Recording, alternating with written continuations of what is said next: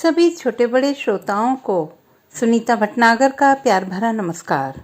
Audio stories के हमारे channel कहानी जगत में आप सभी का स्वागत है।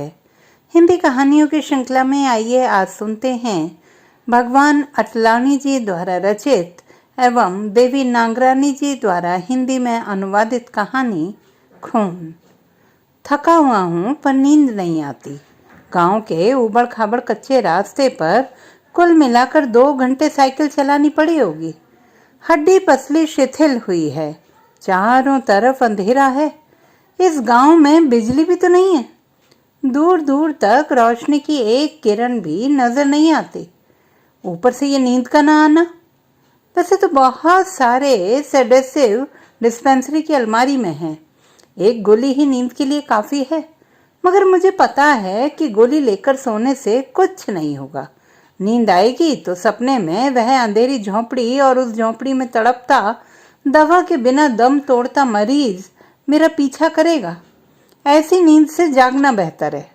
गोबर का ढेर, बदबूदार पानी से भरे खड्डे, भूं भूं करते मच्छर, अनचाहे डर से निराश चेहरा, रूखा सूखा खाना, कमर तोड़ मेहनत, सुबह के धुंधलेपन से शाम तक लगातार माँ, बाप, बीवी और 3 बच्चों को जिंदा रखने की चिंता। रोजाना दिन भर के 3 रुपए, फिर भी दिनों दिन घटती मजदूरी और बाजार में बढ़ती महंगाई।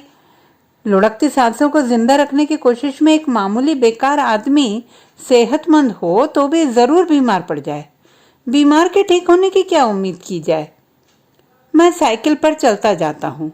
इस गांव की डिस्पेंसरी में आए आज दूसरा दिन है।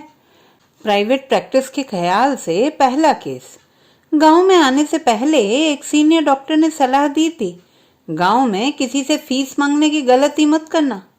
मरीज को देखकर उसे अपनी दवा देकर, इंजेक्शन लगाकर कीमत के नाम पर 15 रुपए वसूल कर लेना। दवा और इंजेक्शन डिस्पेंसरी में से मुफ्त मिल ही जाएंगे तुम्हें। मिली हुई शिक्षा मैंने गांठ में बांध ली। वैसे भी यहाँ नया आया हूँ। गांव वालों पर अपना प्रभाव डालने का काम पहले करना चाहिए। एक मरीज का केस अगर बिना कुछ लिए कुशलता से किया तो आगे चलकर यह बात काम आएगी। यह सब सोचते हुए मैं साइकिल चला रहा हूँ।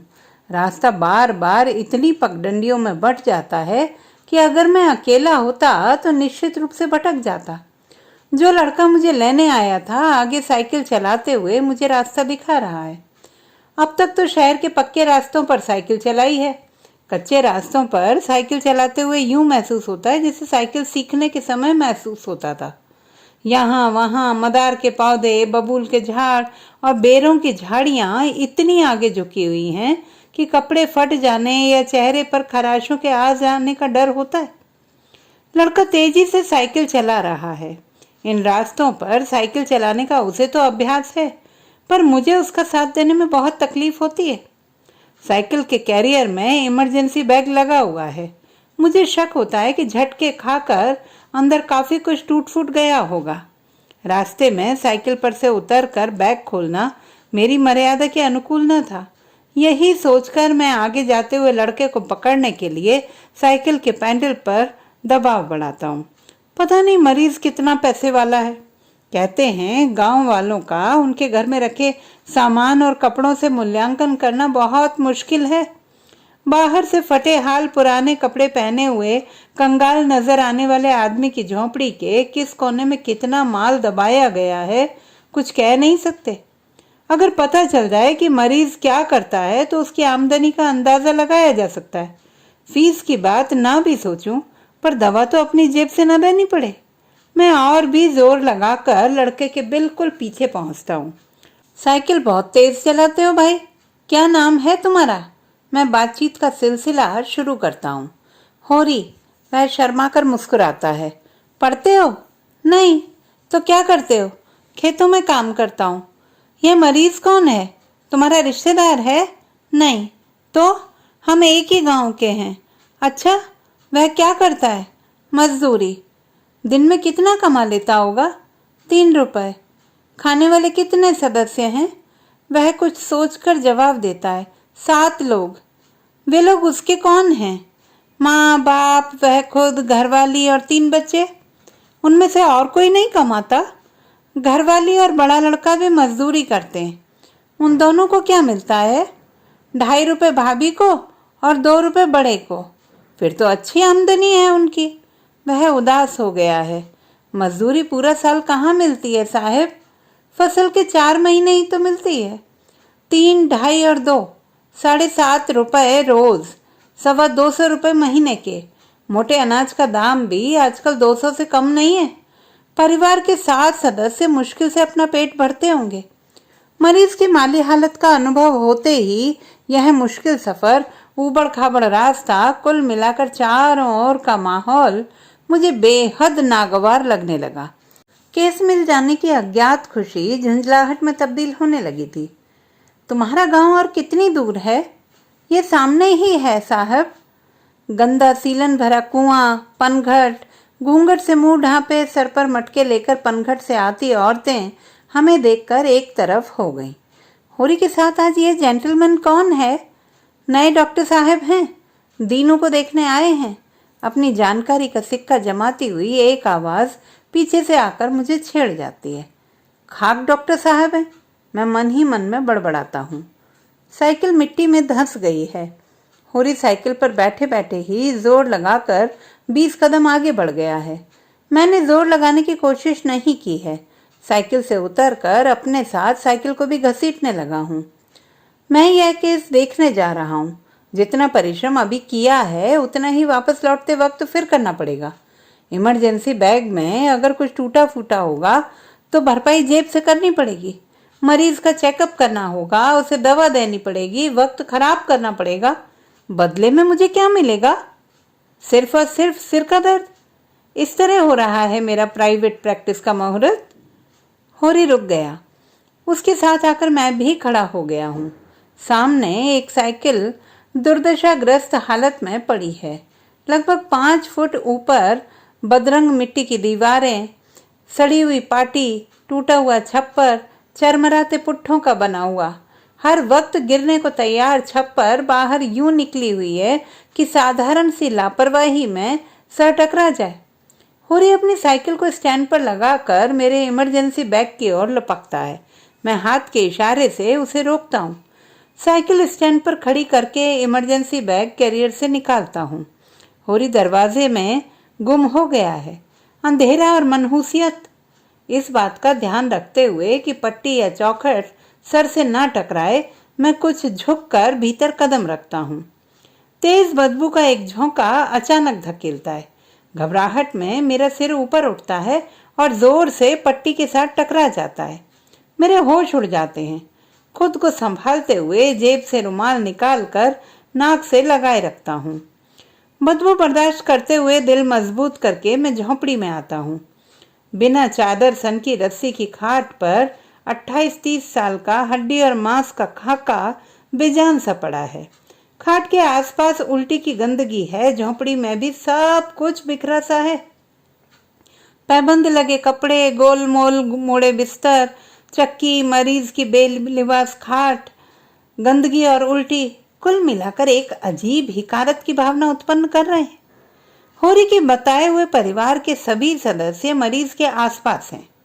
उसकी पत्नी झोंपड़ी में कोने में चेहरे पर घूंघट डाले हुए घुटनों में अपना सिर दबाए बैठी है। बुढ़ा गमगीन अंदाज में खाट के एक तरफ बैठा है। बुढ़िया और 3 बच्चे खाट के पायदान की ओर बैठे हैं। मेरे भीतर घुसते ही बुढ़ा अपनी जगह पर खड़ा हो जाता है और बुढ़िया झोंपड़ी में कायम मातमी खामोशी को तोड़ती हुई मेरी ओर बढ़ती है। मेरे बेटे को बचाओ डॉक्टर साहब। नाकाबिले बर्दाश्त बदबू को सहने की कोशिश करते बुढ़िया की दीनता से विनय करती आंखें और डॉक्टर साहब का संबोधन मुझ में खींचने का सबब पैदा करते हैं। बुढ़िया को डांटने का जी करता है। उसी वक्त मरीज खाट की ईस पर छाती लगाए उल्टी करता है। छींटों से बचने के लिए मैं तुरंत 2 कदम पीछे हट जाता हूँ। फिर ध्यान आता है कि जमीन पर पड़ी गंदगी में खून की मात्रा बढ़ गई है। गंदगी से बचते हुए मैं मरीज के करीब जाता हूँ। इमरजेंसी बैग खोलकर टॉर्च निकालता हूँ। झोंपड़ी में अंधेरा और बेपनाह सीलन है। बिना टॉर्च जलाए इमरजेंसी बैग की हालत देखनी भी मुमकिन नहीं है। टॉर्च जलाता हूँ। गनीमत है इमरजेंसी बैग में सब कुछ सही सलामत है। मुझे तसल्ली होती है कि थप्पड़ लगते लगते रह गई है। अब बेफिक्र होकर टॉर्च की रोशनी मरीज की आंखों पर डालता हूँ। देखते ही चौंक जाता हूँ। लगता है पानी की कमी के कारण किसी भी समय उसका दम निकल सकता है। कब से तकलीफ है? मैं सावधान हो गया हूँ। कल रात से दस्त व उल्टियाँ हैं। पानी की एक बूंद भी पेट में नहीं टिकती। कल कितनी बार उल्टियाँ की हैं? बार बार आ रही हैं डॉक्टर साहब। बुढ़िया ने बेबसी में हाथ फैलाते हुए कहा। अब तो खून भी आ रहा है। उसकी आवाज़ भर्रा गई थी। इंट्रावेनस ग्लूकोज उसकी पहली ज़रूरत है। इमरजेंसी बैग खोलकर स्टेथोस्कोप निकालता हूँ। जांच करते हुए हिदायत देता हूँ, किसी साफ बर्तन में पानी गर्म करो और यह ज़मीन भी साफ कर दो। बाहर से मिट्टी लाकर इस पर डाल दो। अचानक मुझे होश आता है, ये क्या कर रहा हूँ मैं? यहाँ से फीस मिलने की उम्मीद तो है नहीं। मेहनत की भी गोली मारो, पर क्या इंट्रावेनस इंजेक्शन भी अपनी जेब से लगानी होगी? अगर ऐसा ही करता रहा तो हो गई यहाँ नौकरी। उल्टी बंद करने की इंजेक्शन इसे पहले लगानी पड़ेगी, जो कि 1.5-2 रुपए की है। पर ग्लूकोज के इंजेक्शन तो महंगे पड़ जाएंगे। मैं नुस्खा लिखकर देता हूँ, तुम जल्दी से जाकर ले आओ। 15-20 रुपए साथ में ले जाना। स्टेथोस्कोप को समेटते हुए मैं होरी से कहता हूँ। बुढ़े बुढ़िया ने मजबूर नज़रों से एक दूसरे की ओर देखा। मैं दिल में खुसर पुसर करता हूँ, अरे तो क्या तुम्हारी दवा का पैसा भी डॉक्टर दे? मैं खुद को नुस्खा लिखने में मसरूफ रखता हूँ। पर्ची होरी को देता हूँ। बुढ़िया होरी को साथ लेकर झोंपड़ी के बाहर निकल जाती है। बाहर से फुसफुसाहट साफ सुनाई देती है। फिर आवाज़ आती है, बहू बाहर तो आना। मरीज की घरवाली पहली बार हिली है। अब तक मैले कपड़ों की गठरी की तरह कोने में पड़ी थी। उठते ही उसके पैरों में पड़े चांदी के 2 मोटे कड़े आपस में टकराकर आवाज़ पैदा करते हैं। जल्दी ही बूढ़े को भी बाहर बुलाया जाता है। उन 3 निर्बल बच्चों की मौजूदगी के बावजूद मुझे बूढ़े के बाहर जाते ही झोंपड़ी में बेहद सन्नाटे का एहसास घेर लेता है। मौत का सा सन्नाटा। बुढ़िया और उसकी बहू अंदर आती हैं। इस बार आवाज़ ना सुनकर मैं उसके पैरों की ओर देखता हूँ। वहाँ कड़े नहीं हैं। बूढ़ा शायद होरी के साथ चला गया है। मेरी हिदायतें अमल में लाई जा रही हैं। बुढ़िया बाहर से मिट्टी लाकर खटिया के आसपास बिछा रही है। उसकी बहू एल्यूमिनियम की कटोरी में पानी भरकर बाहर गई है। मैं सिरिंज और निडल लेकर बाहर आता हूँ। एल्यूमिनियम की कटोरी जलते हुए ओपलों पर रखी हुई है। मैं झुककर देखता हूँ कि पानी साफ है या नहीं। फिर सिरिंज और निडल पानी में डाल देता हूँ। कटोरी को किसी बर्तन से ढक दो, मैं भीतर आते हुए कहता हूँ। उसी वक्त ही मरीज उल्टी करता है। पहले की तरह मैं झटके से पीछे हटता हूँ, पर इस बार कुछ छींटे मेरी जीन्स को खराब कर देते हैं। गुस्से भरी नजरों से पहले हाँफते हुए मरीज को, फिर बुढ़िया की ओर देखता हूँ। मेरी आंखें बुढ़िया की आंखों से टकरा जाती हैं। उसकी आंखों में बेचैनी, निराशा, याचना, मजबूरी और बेबसी झलक रही है। न जाने क्यों वे आंखें मुझे अंदर तक सुराख करती हुई महसूस हुई। मैं जेब से रुमाल निकालकर खून साफ करने लगा हूँ। जीन्स पर खून के दाग हैं। अभी अभी की गई उल्टी की ओर देखता हूँ। वहाँ भी खून के सिवाय कुछ नहीं है। उसके उल्टी में खून क्यों आ रहा है डॉक्टर साहब? बुढ़िया ने बेहद घबराई हुई आवाज में पूछा। अगर बैग से ग्लूकोज का इंजेक्शन निकालकर मैंने उसे नहीं लगाया तो वह मर जाएगा। इच्छा के विरुद्ध मेरे हाथ बैग की ओर बढ़े हैं, पर जल्द ही खुद को रोक लेता हूँ। मेरा तो पेशा ही ऐसा है, किस किस पर दया करूंगा? घोड़ा घास से दोस्ती करेगा तो खाएगा क्या? पेट कैसे भरेगा? बुढ़िया जवाब न पाकर मिट्टी लेने के लिए फिर बाहर चली गई है। उसकी बहू ने उबलते पानी की कटोरी लाकर मेरे सामने रखी है। मैं बैग खोलकर उल्टी रोकने के इंजेक्शन लगाने की तैयारी में जुट गया हूँ। बुढ़िया हल्के हाथ से मिट्टी बिछा रही है। उसकी बहू फिर से जाकर कोने में बैठ गई है। होरी गया? बुढ़िया की आवाज़ सुनकर मैं दरवाजे की तरफ देखता हूँ। बूढ़ा लौट आया है। सफ़ेद बालों वाला उसका सिर हाँ में हिल रहा था। इंजेक्शन तैयार करके टॉर्च जलाई। बूढ़े को टॉर्च की रोशनी डालने के लिए कहकर मैंने उसे अपने पास आने का इशारा किया। मरीज की नस पकड़ी, बूढ़े से बाह पकड़वाई और मैंने सुई नस में डाली। खून सिरिंज में आने लगा। मैं आहिस्ते आहिस्ते इंजेक्शन लगाता हूँ। होरी कितनी देर में आएगा? मैं बूढ़े से पूछता हूँ। जल्दी ही आ जाएगा। वह भर्राए स्वर में जवाब देता है, अम्मा पानी। मरीज ने होंठों में कहा। बुढ़िया पानी लेने के लिए लपकती है, मैं उसे रोकता हूँ। नहीं, अब पानी मत दो वरना फिर उल्टी करेगा।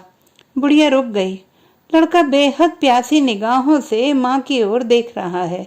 आंखें चुराते हुए वह बेटे के सिरहाने जाकर उसके बालों में उंगलियां फेरने लगी। लड़के की प्यासी आंखें फिर ऊपर उठकर माँ को तकने लगी। उसका मुंह खुला हुआ था। उंगलियां फेरते फेरते बुढ़िया बेटे की पेशानी पर झुक आई है। टप टप आंखों से निकलकर 2 आंसू सीधे उसके बेटे के मुंह में जाकर पड़े हैं।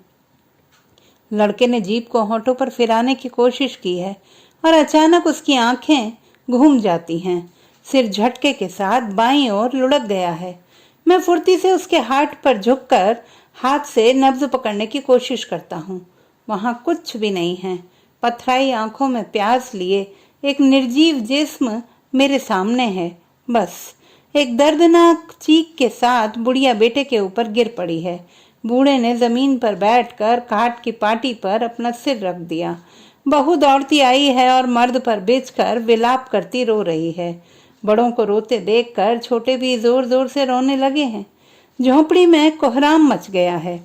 सिर झुकाए मैं बाहर निकल गया हूँ। रुदन लोगों को खींचने लगा है। आने वालों में से एक ने हिचकिचाते मुझसे पूछा, दीनू मर गया क्या? मेरे जवाब मिलने का इंतजार करने से पहले ही वह झोंपड़ी में घुस गया है। मैं यहाँ से, इस माहौल से, इस गांव से जल्द निकल जाना चाहता हूँ। पहला केस वह भी मर गया। फीस गई, जेब से इंजेक्शन लगाई, जीन्स खराब की, इतना करने के बाद भी बदनामी हिस्से में आएगी। भीतर जाने की इच्छा बिल्कुल नहीं है, मगर इमरजेंसी बैग झोंपड़ी में ही रह गया है। अंदर जाना पड़ रहा है। वहां क्रंदन और दिलासों का तूफान बरपा है। खड़े हुए लोगों में से एक ने मेरी तरफ देखा है। मैं मौके का फायदा ले रहा हूँ। मेरी बैग उठाकर दे दो। बूढ़े का सिर अब भी खाट की पाटी पर झुका हुआ है। मेरी आवाज सुनकर वह ऊपर देखता है। मैं बैग लेकर बाहर निकलता हूँ तो वह भी मेरे पीछे पीछे आता है। संवेदना जताने के लिए मैं कहता हूँ, मुझे अफसोस है बाबा, मैं तुम्हारे बेटे को ना बचा पाया। मौत को आज तक कौन रोक पाया है डॉक्टर साहब? कहकर वह सिसक सिसक कर रो रहा है। कुछ भी समझ में ना आने के कारण मैं उसके बाजू में खड़ा रह गया हूँ। जल्द ही खुद को संभाल कर वह धोती के कोने से अपने आंसू पोंछ लेता है। फिर इंतहाई संकोच से कहता है, डॉक्टर साहब, हम गरीब आपकी और कोई खिदमत नहीं कर पाए, पर फिर धोती की परतों में एहतियात से बंधे हुए एक 5 और एक 2 रुपए वाला नोट अपने दाहिने हाथ से निकालकर मेरी ओर बढ़ाता है। दाएं हाथ को छूती बाएं हाथ की उंगलियां उसकी श्रद्धा के मनोभावों का इजहार कर रही थीं। बहू के कड़े बेचकर इंजेक्शन के लिए रुपए देने के बाद बचे हुए 7 रुपए मेरी फीस और कफन। अंदर पड़ी हुई लाश का कफन कहाँ से आएगा? मैं झटके से साइकिल लेकर भाग निकलता हूँ और अब लेटे लेटे सोच रहा हूँ, मेरे इमरजेंसी बैग में रखे ग्लूकोज के इंजेक्शन की कीमत क्या इतनी ज़्यादा है? एक जिंदगी। तो दोस्तों, ये थी हमारी आज की कहानी। आपको कैसी लगी कमेंट बॉक्स में लिखना ना भूलें। चैनल को सब्सक्राइब करें, लाइक करें और मित्रों के साथ शेयर करें।